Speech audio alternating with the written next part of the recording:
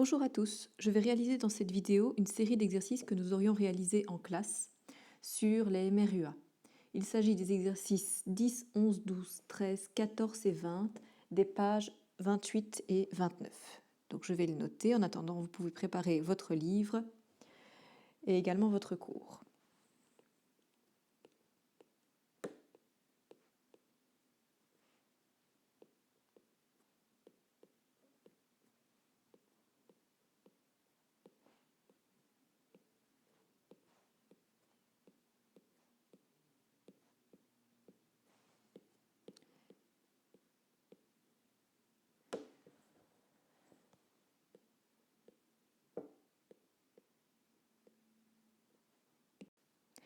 Les exercices 10 à 13 concernent le vecteur variation de vitesse et le vecteur accélération. Donc si vous n'êtes plus au point avec cette matière, je vous invite à retourner lire le point 2.4, le vecteur accélération, et également le point 2.5, mouvement rectiligne uniformément décéléré. On a également représenté une situation avec un vecteur variation de vitesse et un vecteur accélération. Dans le livre, ça se situe aux pages 23 et un petit peu 24. Donc pour ces exercices 10 à 13, je ne ferai pas la méthode données, inconnues, formule et résolution, puisqu'il s'agit essentiellement de représenter des vecteurs variation de vitesse, des vecteurs accélération, ou d'interpréter des figures qui sont déjà présentes dans le livre. Alors c'est parti pour l'exercice 10.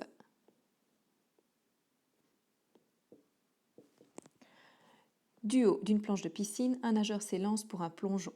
Lorsqu'il atteint la surface, il pénètre dans l'eau et y est freiné tout en amorçant une courbe pour éviter le fond de la piscine. Alors on va représenter la situation. Voilà ma piscine, le plongeoir, le petit bonhomme qui au départ est sur le plongeoir et il va plonger dans la piscine.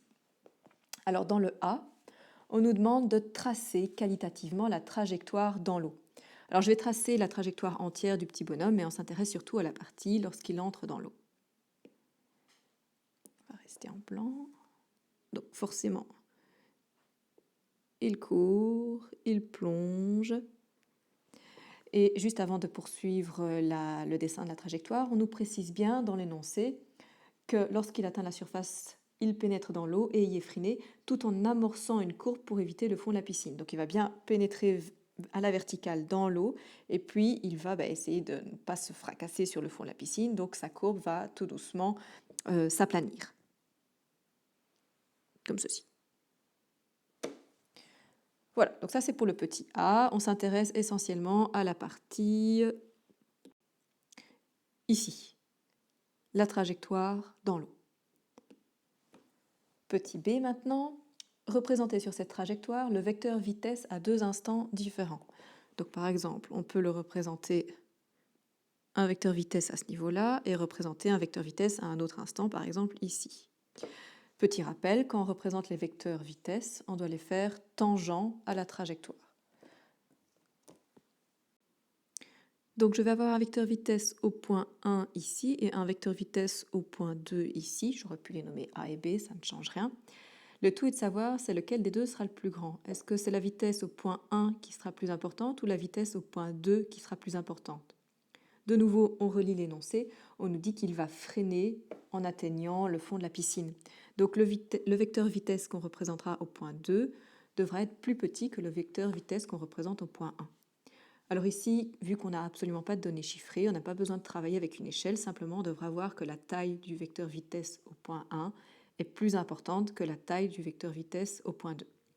Je rappelle que le vecteur vitesse, ça se trace bien à la latte. Alors, il n'est pas très bien mis. Voilà, là il est bien mis. Un premier vecteur vitesse qui est bien tangent à la trajectoire, je tracerai la flèche après. Et le deuxième vecteur vitesse de plus petite taille. Là, alors je le déplace un petit peu, nickel.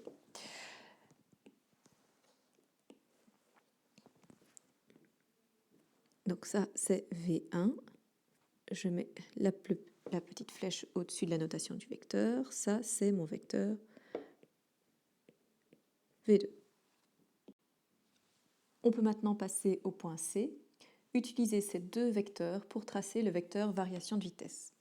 Donc pour ça, je vais devoir reprendre les vecteurs vitesse V1 et V2 et les déplacer en conservant leur direction, leur sens, donc faire en sorte qu'ils soient parallèles, et également conserver leur grandeur.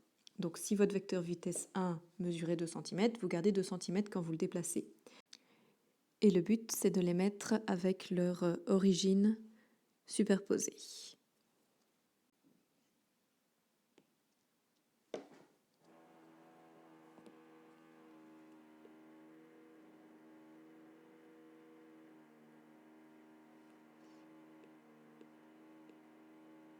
Donc ça, je vais considérer que c'est mon vecteur V1. Je pense qu'il a plus ou moins la même taille. C'est un peu compliqué sur tablette de mesurer, mais vous arriverez plus facilement sur vos feuilles. Donc V1. Et je vais maintenant représenter le vecteur variation de vitesse V2.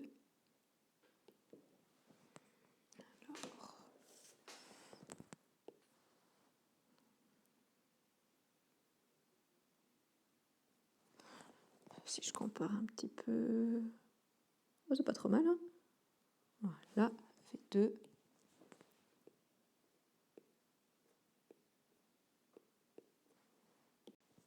Et on va pouvoir maintenant représenter le vecteur variation de vitesse. Alors le vecteur variation de vitesse, il va toujours de l'extrémité de V1 à l'extrémité de V2.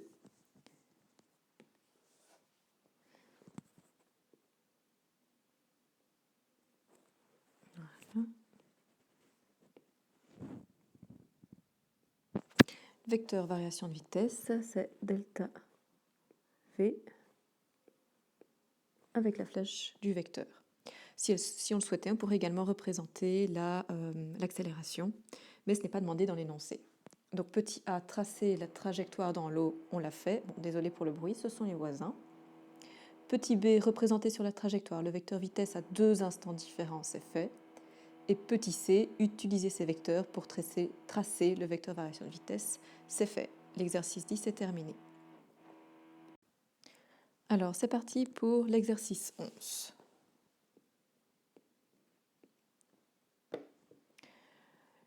Une variation de vitesse delta V consécutive à un changement d'une vitesse instantanée V1 en une vitesse instantanée V2 est illustrée à la figure dans le livre.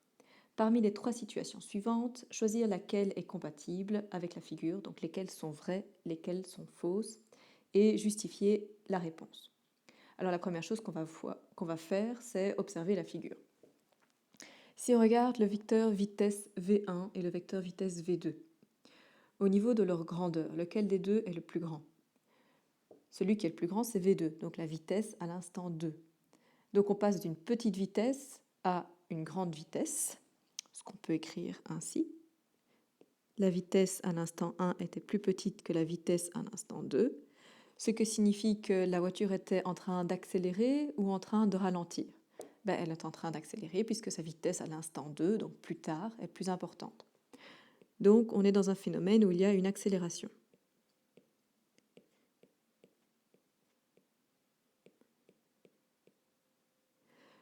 La seconde chose que l'on peut observer, c'est ce qui concerne la trajectoire. Est-ce qu'au niveau de la trajectoire, on est sur une trajectoire rectiligne? Bien non. Si c'était le cas, si on était sur une trajectoire rectiligne, dans ce cas-là, la direction de V1 et V2 serait identique. Donc deuxième information qu'on voit à partir de la figure, c'est que la trajectoire n'est pas rectiligne.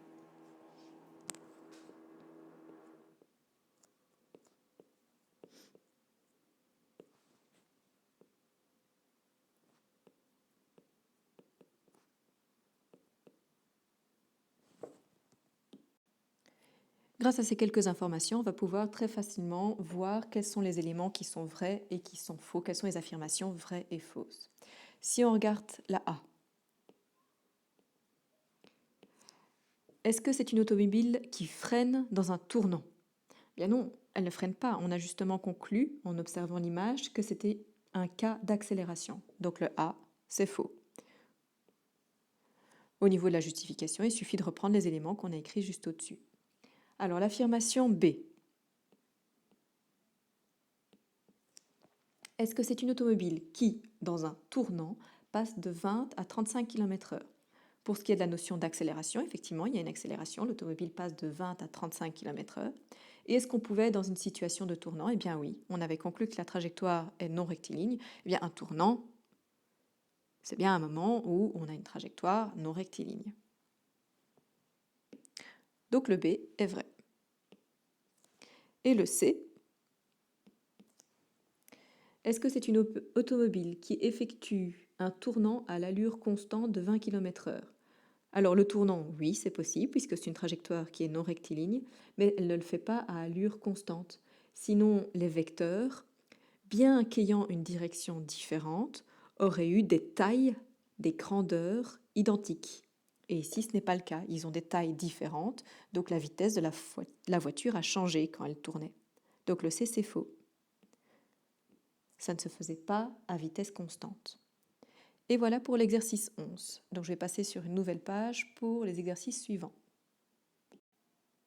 C'est parti pour l'exercice 12 qui est en lien direct avec l'exercice 11. Alors dans chacune des trois situations décrites à l'exercice 11, précisez s'il y a ou s'il n'y a pas d'accélération et justifiez les réponses. Alors dans la situation A, une automobile qui freine dans un tournant. Est-ce qu'il y a une accélération dans ce cas-là? Alors vous êtes peut-être tenté de me dire que ce n'est pas une accélération, que c'est une décélération, mais d'un point de vue physique, finalement, l'un ou l'autre, c'est pareil. Ce qui va changer, c'est le signe de l'accélération. Si l'accélération est négative, c'est qu'en fait, on a une décélération. Donc pour le A, une automobile qui freine dans un tournant, on peut dire que oui, il y a une accélération, et cette accélération est négative.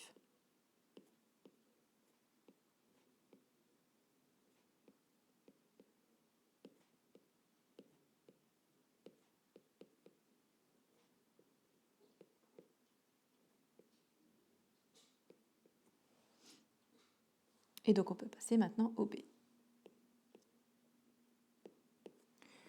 Est-ce que quand une automobile, dans un tournant, passe de 20 à 35 km/h, on a une accélération? Bah oui, clairement, on a une accélération, et cette fois-ci, c'est une vraie accélération, c'est pas une décélération, donc oui, on a une accélération.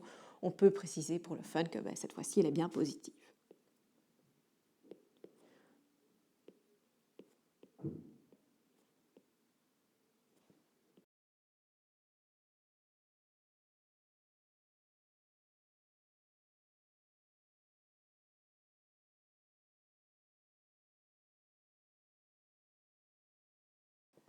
Alors, pour la troisième situation, ça vaudrait peut-être la peine de la représenter. Donc, c'est une automobile qui effectue un tournant à l'allure constante de 20 km/h. Eh bien, je vais le faire. Donc, un tournant.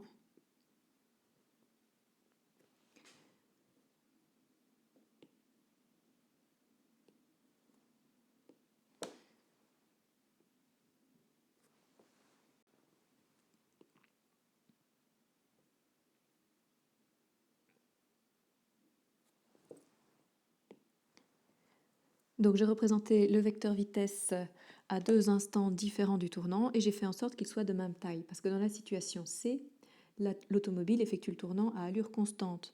Donc, un vecteur vitesse ici, V1, qui par exemple mesure 1 cm, si on avait une échelle de par exemple 1 cm pour 20 km/h, et bien du coup, un peu plus tard, la vitesse V2 doit également mesurer 1 cm parce que la vitesse est toujours de 20 km/h.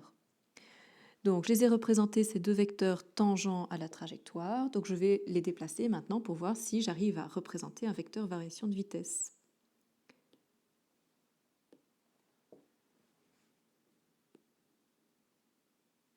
Donc ça, c'est mon vecteur vitesse V1 déplacé. Le vecteur variation de vitesse, le vecteur, pas variation de vitesse, le vecteur vitesse V2. Voilà, origine sur origine.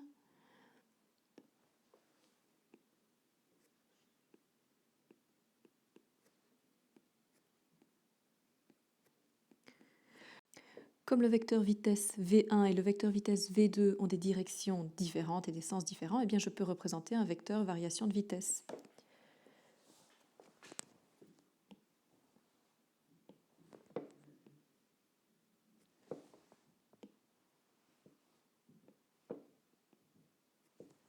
Et si je peux représenter un vecteur variation de vitesse delta V, eh bien je peux représenter une accélération. S'il y a une variation de vitesse, ça veut dire qu'il y a une accélération positive ou négative.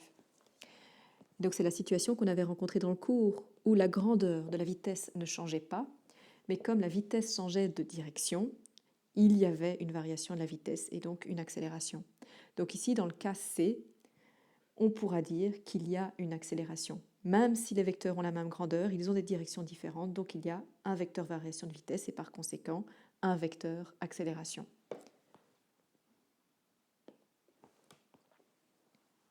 Donc je vais faire une phrase un peu plus complète ici.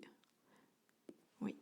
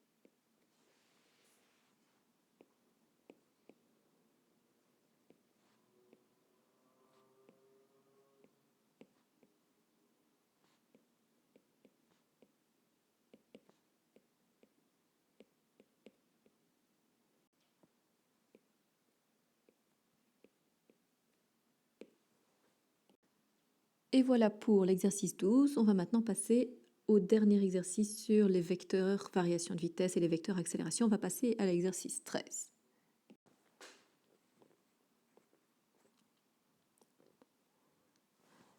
Alors, l'exercice 13.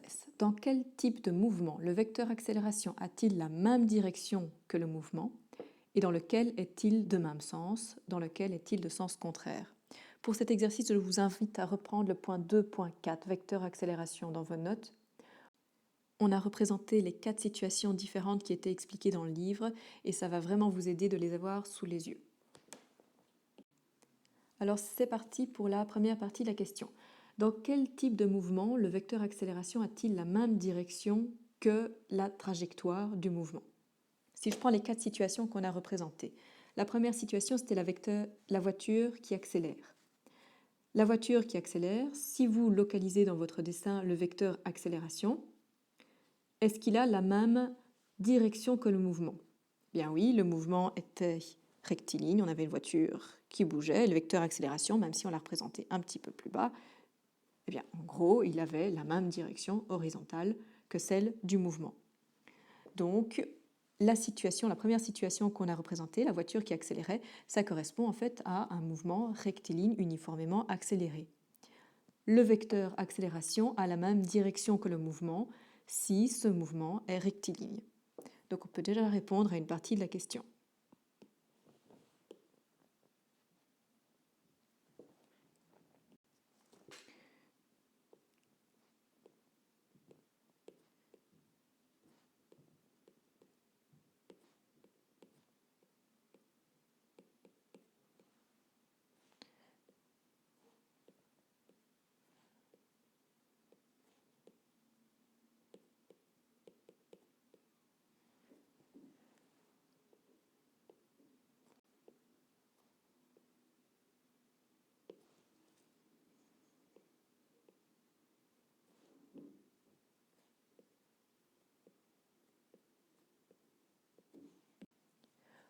On peut vérifier pour nos 3 autres situations. La deuxième situation, c'était la balle de bowling. Dans ce cas-là, on avait une trajectoire qui était non rectiligne, ainsi, et le vecteur accélération qu'on avait représenté était peut-être comme ça. Donc clairement, il n'a pas la même direction que la trajectoire est courbe. La troisième situation, c'était la fronde, donc on avait une trajectoire circulaire, le vecteur accélération qu'on a représenté, de nouveau, ne pouvait pas avoir la même direction que cette trajectoire, puisqu'un vecteur, c'est une droite, et là, la trajectoire n'est pas une droite. Et la dernière situation, c'était une voiture qui allait à vitesse constante. Et dans cette troisième situation, on n'arrivait pas à représenter de vecteur accélération. Eh bien non, puisque la voiture était en MRU, donc sur une trajectoire rectiligne, et vu que la vitesse à l'instant 1 et la vitesse à l'instant 2 ne changeaient pas, on ne parvenait pas à dessiner de vecteur variation de vitesse, et donc il n'y avait pas non plus de vecteur accélération. Donc les trois autres situations ne correspondent pas à un mouvement dans lequel le vecteur accélération aurait la même direction que la trajectoire. On va maintenant répondre à la suite de l'énoncé. Donc dans le cas où le vecteur accélération a la même direction que le mouvement, quand est-ce qu'il est de même sens et quand est-ce qu'il est de sens contraire? Si on observe à nouveau la situation de notre voiture qui accélère, l'accélération, le vecteur va vers la droite, et la voiture qu'on a représentée, eh bien, elle va vers la droite également. Donc dans ce cas-là, le vecteur accélération a le même sens que la direction du mouvement, la direction de la trajectoire. Et ici, c'était un cas où c'était un MRU-A avec une accélération positive, c'était une accélération. Quand est-ce que l'accélération sera de sens opposé à la direction du mouvement? Eh bien pour ça, il faut aller voir un petit peu plus loin, le point 2.5, le mouvement rectiligne uniformément décéléré. Dans le point 2.5, on avait représenté Pauline à trottinette qui avait peur et qui freinait. Et dans cette situation, eh bien, le vecteur accélération était dans le sens opposé du mouvement. Pauline allait de gauche à droite dans notre dessin, et l'accélération, elle va vers la gauche, parce qu'elle est négative. Donc c'est ce qu'on peut noter. Le vecteur accélération est dans le même sens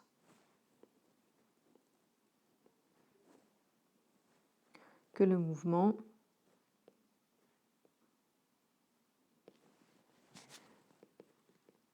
si l'accélération est plus grande que 0.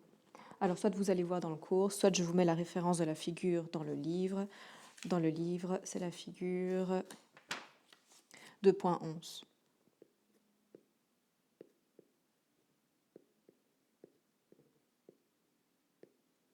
Et le vecteur accélération est dans le sens contraire du mouvement.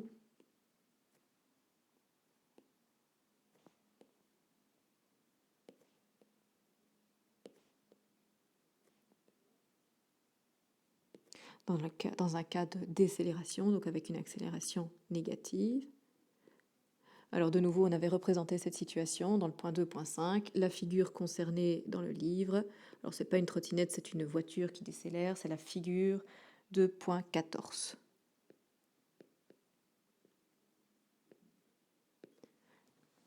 Et voilà pour l'exercice 13. Nous passons maintenant donc à l'exercice 14. Alors l'exercice 14, ça va être un exercice chiffré avec données, inconnues, formules et résolutions. Et je vous invite vivement à avoir sous les yeux votre synthèse avec les formules des MRU et des MRUA.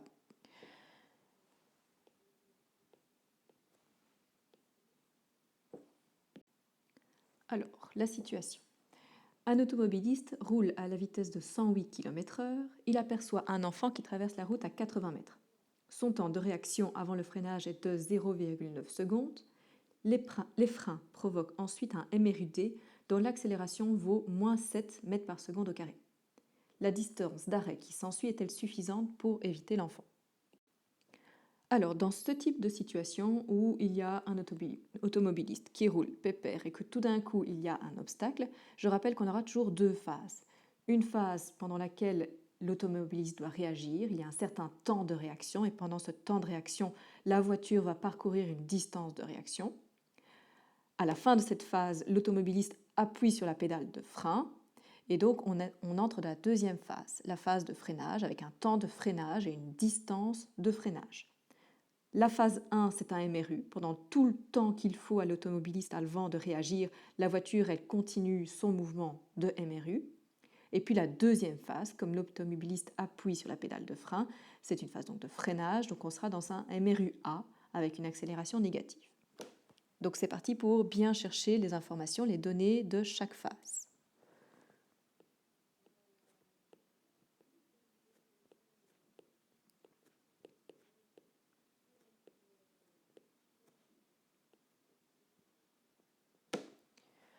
Alors, on lit l'énoncé. L'automobiliste roule à la vitesse de 108 km/h. Il aperçoit un enfant qui traverse la route à 80 mètres. Le temps de réaction avant le freinage est de 0,9 secondes. Puis les freins provoquent, comme on vous parle des freins, ce sera la phase 2. Donc, dans ce qui précède, il y a certaines informations qui viennent dans la phase 1. Par exemple, la vitesse. La vitesse vaut 108 km/h. Alors 108 km/h, là, il y a un gros panneau attention qui s'allume dans votre cerveau et qui fait des bruits désagréables. C'est parce qu'il faut bien évidemment changer l'unité et se mettre en mètres par seconde. Alors pour ça, on divise par 3,6 et après division par 3,6, on obtient 30 mètres par seconde. Donc voilà une première information. Et cette phase 1, le MRU, pendant le temps qu'il faut au conducteur pour réagir. Il lui faut combien de temps? Eh bien, selon l'énoncé, il lui faut 0,9 secondes pour réagir. Donc on a là la durée de la phase 1. Cette phase 1 va durer un petit peu moins d'une seconde, 0,9 secondes. Et on peut passer à la phase 2.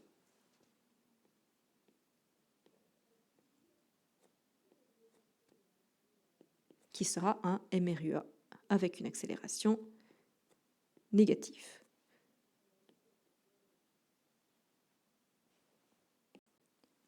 Alors, quelles sont les données que l'on a pour la phase 2, le MRUA? Eh bien, on nous dit que l'accélération vaut moins 7 mètres par seconde au carré.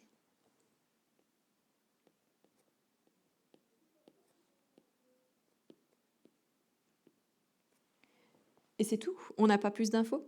Si, on en a en fait, parce que lors de la phase 1, c'est un MRU. Ça veut dire qu'au début du MRU, la vitesse vaut 30 mètres par seconde. À la fin du MRU, la vitesse vaut toujours 30 mètres par seconde. Donc au début du MRUA, au début de la phase 2, on a la vitesse. La vitesse au début de la phase 2, c'est ce qu'on appelle la vitesse initiale, V0. Au début de la phase 2, sa vitesse vaut 30 mètres par seconde. Et que vaut la vitesse à la fin de la phase 2? On peut également la trouver.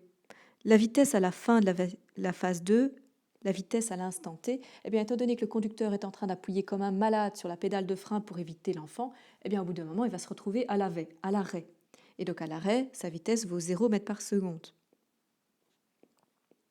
Toute la question sera de savoir s'il est à l'arrêt avant d'avoir atteint l'enfant ou après avoir atteint l'enfant, ce qui veut dire que l'enfant aura été écrasé. Est-ce qu'on a d'autres informations? Oui, assez souvent. Pour chaque phase, on va à chaque fois considérer une position initiale de 0 mètre. Ce sera plus facile. Donc x0, la position de départ. Pour le MRUA, on considère que ce sera la position 0 mètre. Il y a une dernière petite info qui est utile dans l'énoncé. C'est qu'on nous dit que l'enfant est à 80 mètres. Donc on va le noter. L'enfant est à 80 mètres. Donc, la question, est-ce que la distance d'arrêt est suffisante pour éviter l'enfant? Je rappelle que la distance d'arrêt, c'est la somme entre la distance de réaction et la distance de freinage. Donc, on a besoin de calculer la distance de réaction et la distance de freinage. Donc, dans la phase 1, l'inconnu, c'est la distance de réaction.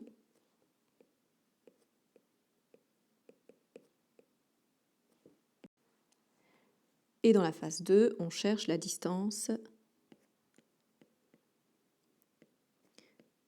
de freinage. Une fois qu'on aura trouvé ces deux distances, on pourrait les additionner. On aura ainsi la distance totale d'arrêt et on pourra savoir si l'enfant a pu être sauvé ou pas. Alors c'est parti dans formule et résolution pour la phase 1, la MRU. Pour la MRU, eh bien, on a une seule formule. La vitesse, c'est le déplacement sur le temps. Ici, on connaît bien la vitesse, c'est 30 mètres par seconde. On sait qu'il va rouler à 30 mètres par seconde pendant 0,9 secondes, donc on a la durée. Et ce que ça va nous permettre de trouver, c'est quelle distance est-ce qu'il aura parcouru pendant ces 30 mètres par seconde. Donc on cherche à isoler delta x. Alors je vais remplacer dans la formule. Donc, la vitesse 30 égale delta x que je cherche, ma distance de réaction, divisé par 0,9.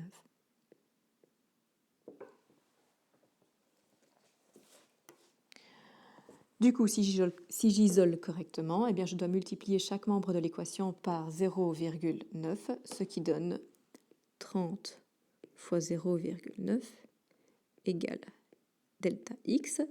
Je remets mon inconnu dans le membre de gauche. La distance de réaction, que vaut-elle?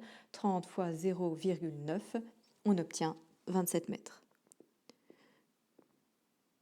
Donc voilà la distance que parcourt la voiture pendant 0,9 secondes. Donc le temps que l'information arrive au cerveau, retourne dans les muscles et que la personne appuie sur le frein, la voiture, elle a continué, pépère son petit chemin, elle a parcouru 27 mètres.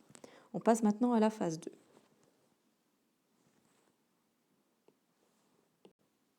Alors, dans la phase 2, de nouveau, on cherche une distance, donc on a peut-être envie de partir sur la loi de la position. La loi de la position, je l'écris ici. La position d'une voiture en MRUA consiste à prendre la position initiale, lui ajouter la multiplication entre la vitesse initiale et le temps, ainsi que l'accélération fois le temps au carré divisé par 2. Et ça permet de savoir quelle distance a parcouru une voiture en MRUA. Alors, si je vérifie un petit peu, la position initiale, je la connais, magnifique. La vitesse initiale, je la connais, ok. Le temps, je ne le connais pas. L'accélération, je la connais. Le temps, je ne le connais pas. Donc, le problème, c'est que pour l'instant, je ne sais pas utiliser cette formule parce que je ne connais pas pendant combien de temps la voiture va freiner avant d'être à l'arrêt. Et du coup, par conséquent, je ne sais pas trouver la distance de freinage. Donc, en fait, avant d'utiliser la loi de la position, je dois d'abord trouver le temps. Il n'y a pas 36 autres formules dans les MRUA. La seule autre formule qu'on ait vue, c'est la formule de la vitesse. Donc, je vais réécrire la formule de la vitesse.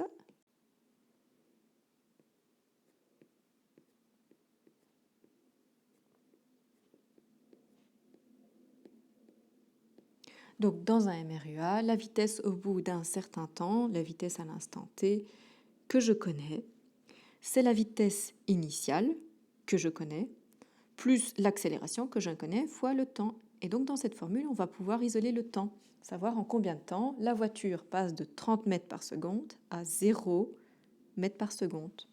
Donc, on remplace et puis on isole. La vitesse à l'instant t, la vitesse à la fin du mouvement vaut 0 mètres par seconde, puisque la voiture est à l'arrêt. La vitesse de départ, c'était 30 mètres par seconde, plus l'accélération qui est négative, donc je vais mettre moins 7 fois le temps. Alors, pour isoler, par exemple, moi je vais faire moins 30 de chaque côté.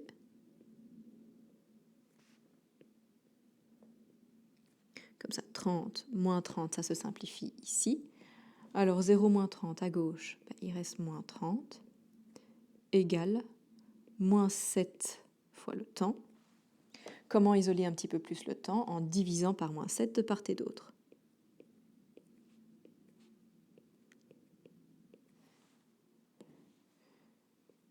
Donc le temps, on le fait avec la calculatrice, moins 30 divisé par moins 7, je garde 2 décimales, il faut 4,29 secondes pour que la voiture soit à l'arrêt. On peut maintenant chercher quelle distance a été parcourue pendant ce temps de freinage. Donc je réécris la formule de la position.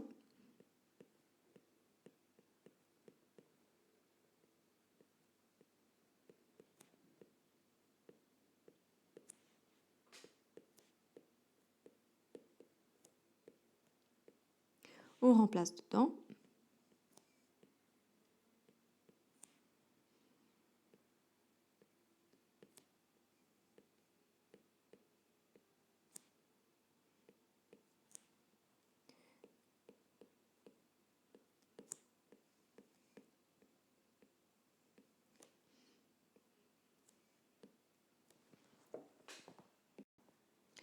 Et on obtient 64,29 mètres. Ça, c'est la distance de freinage. Alors, je dois passer sur un autre tableau pour la fin de la résolution. Vous pouvez continuer d'écrire dans Formule et résolution. Donc, la distance d'arrêt, ce sera la somme des deux distances, distance de réaction et distance de freinage qu'on vient de trouver. La distance de réaction était de 27 mètres. La distance de freinage était de 64,29 mètres. Donc on obtient une distance d'arrêt de 91,29 mètres. Et c'est là que la dernière information qu'on a notée dans les données était utile. L'enfant, il était à 80 mètres de la voiture et on considère qu'il n'a pas bougé. Donc ici, est-ce que l'enfant est sauvé? Est-ce que l'enfant est mort? Eh bien non, a priori, l'enfant est mort. Triste histoire. Donc, conclusion, la distance d'arrêt qui s'ensuit est-elle suffisante pour éviter l'enfant? Non. L'enfant est mort.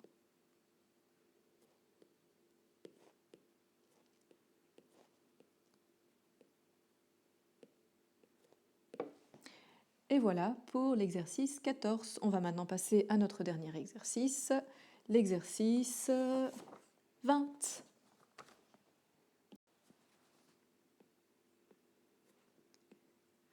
Exercice 20. Un train roule à la vitesse de 30 mètres par seconde lorsque le conducteur aperçoit à 161 mètres un arbre renversé sur la voie. Il freine immédiatement à raison de moins 2 mètres par seconde au carré. Il percute néanmoins l'obstacle. Calculez la vitesse lors de la collision. Donc évidemment, plus la vitesse est élevée au moment de la collision, plus les dégâts seront importants. Donc ici, on sait que lorsqu'il percute l'obstacle, il aura toujours une certaine vitesse. Dans cet exercice, on ne parle pas de temps de réaction. Donc en fait, cet exercice, il a une seule phase. C'est un MRUA, une décélération en une seule phase. Donc on va noter le fait qu'on travaille avec une seule phase. MRUA, une seule phase, avec une accélération qui sera négative puisque le conducteur est en train de freiner. Alors, un train roule à la vitesse de 30 mètres par seconde. Comme on est dans un MRUA, il y a une vitesse initiale et une vitesse finale. 30 mètres par seconde, qu'est-ce que c'est? Eh bien, c'est la vitesse initiale, V0.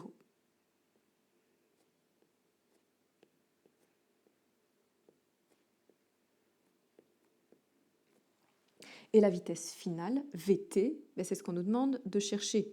On veut calculer la vitesse lors de la collision. Donc on ne peut pas dire que la vitesse au moment de la collision sera de 0 mètres par seconde. Non, il percute l'arbre avec une certaine vitesse. Quelle autre information est-ce qu'on a dans l'énoncé? Je vais d'abord parler de la décélération. On nous dit qu'il freine à raison de moins 2 mètres par seconde au carré. On va noter ça. Donc la décélération, eh bien, c'est le symbole de l'accélération, mais une valeur négative, moins 2 mètres par seconde au carré. Et on a une dernière petite information, on nous dit que l'arbre est à 161 mètres. Et nous, on veut calculer la vitesse qu'aura le train à 161 mètres. Donc ce n'est pas la position de départ du train, c'est la position au bout d'un certain temps. Donc ce 161 mètres, c'est la position au bout d'un certain temps. Comme d'habitude, on considérera que la position de départ du train, c'est 0 mètre. Et voilà. Donc qu'est-ce qu'on cherche ici? On nous demande de chercher la vitesse au bout d'un certain temps, la vitesse une fois que le train aura parcouru les 161 mètres qui le séparent de l'arbre. Donc on cherche la vitesse à l'instant T.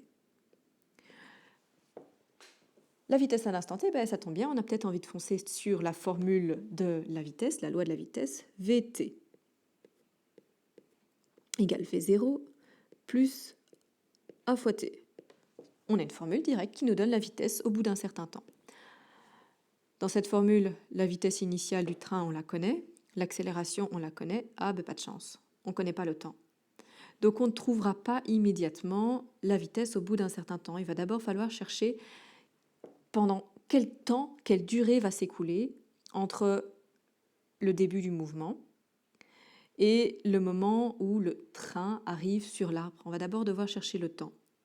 On n'a pas 36 autres formules, donc on va prendre la vitesse de la formule de la position. Donc la loi de la position.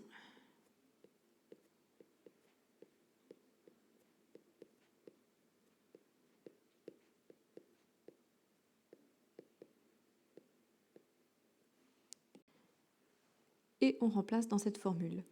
Alors la position au bout d'un certain temps, c'est 161 mètres. La position de départ, c'était 0 mètres. La vitesse de départ, 30 fois une durée qu'on ne connaît pas, plus l'accélération de moins 2 fois une durée qu'on ne connaît pas, divisé par 2. Alors, première chose à faire, on a des termes dans le membre de gauche de l'équation, on a des termes dans le membre de droite, et je vais tous les regrouper d'un côté. En gros, je vais envoyer le 161 dans le membre de droite de l'équation. Pour ce faire, je fais moins 161 de chaque côté, de sorte que dans le membre de gauche, 161 moins 161, il reste 0 mètres. Et à droite, il me reste, donc le 0 qui ne compte pas, le moins 161 qui est apparu, plus 30t, plus moins 2 fois t au carré sur 2. Et qu'est-ce que c'est ça? Eh bien c'est votre grand ami, c'est une équation du deuxième degré qu'il va falloir résoudre en calculant le discriminant, le delta, et puis en calculant les deux réponses possibles, puisque pour une équation du deuxième degré, il y a toujours deux réponses possibles. Alors je vais remettre dans l'ordre les différents membres de cette équation. Donc, petit rappel, équation du deuxième degré, c'est souvent de type ax carré plus bx plus c. Donc je vais réordonner les différentes parties ici. Je vais mettre ceci en premier, puis ça en deuxième, puis ça en troisième.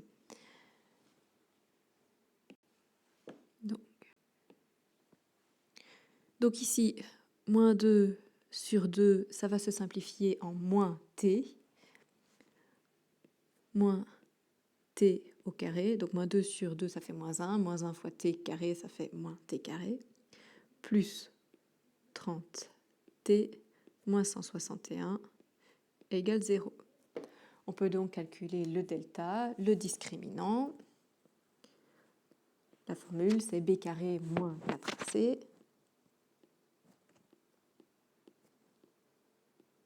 Alors, le b, c'est 30. Donc, on a 30 au carré moins 4 fois le a c'est le moins 1, fois la partie c, c'est le moins 161. Et ça nous fait 256. On a le discriminant, on peut calculer maintenant les deux valeurs possibles pour le temps. Donc, moins b, plus ou moins la racine carrée du discriminant, divisé par 2a. Donc, moins b c'est moins 30. Dans un cas, on fera plus le discriminant, dans l'autre cas, on fera moins le discriminant, enfin la racine du discriminant, la racine de 256, sur 2 fois le a, c'est le moins 1. Quelles sont les réponses qu'on obtient? On obtient 7 secondes ou on obtient 23 secondes. Évidemment, mettez la vidéo en pause, faites les deux calculs pour voir qu'on obtient bien effectivement deux valeurs possibles pour le temps. Soit le train heurte l'obstacle après 7 secondes, soit le train heurte l'obstacle après 23 secondes. Il y aura forcément une de ces deux réponses qu'on devra éliminer, donc ce n'est pas possible. Mais on va maintenant pouvoir passer à la formule de la vitesse de tout à l'heure. Et je fais une petite prière pour avoir assez de place, comme ça vous savez. Donc la formule de la vitesse, V0 plus l'accélération fois le temps. On va calculer la vitesse au moment de la collision après 7 secondes et la vitesse au moment de la collision après 23 secondes. Et on va voir qu'il y a une des réponses qui s'élimine. Alors, si t vaut 7 secondes, on va calculer la vitesse t et pareil, si t vaut 23 secondes. Alors, si t vaut 7 secondes, dans ce cas-là, vt est égal à v0 qui valait 30, plus l'accélération, donc qui vaut moins 2 fois 7. Dans l'autre cas, La vitesse à l'instant t, c'est 30 moins 2 fois 23 secondes.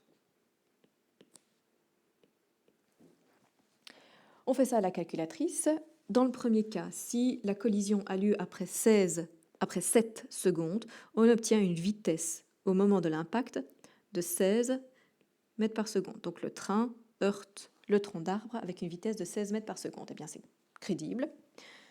Tandis que si on utilise la seconde durée possible, 23 secondes, dans ce cas-là, la vitesse au moment de l'impact, on obtient moins 16 mètres par seconde. Et ça, c'est pas possible. C'est pas possible d'avoir une vitesse négative, à moins d'aller en fait en sens inverse. Donc en fait, ici, c'est impossible. Donc la bonne réponse, puisqu'on cherchait quelle serait la vitesse du train au moment où il heurte l'arbre, la vitesse du train au moment où il heurte l'arbre, c'est bien la vitesse positive ici de 16 mètres par seconde. Et voilà, cet exercice était très intéressant puisqu'il vous faisait utiliser les méthodes de résolution des équations du deuxième degré que je sais que vous avez revues en mathématiques.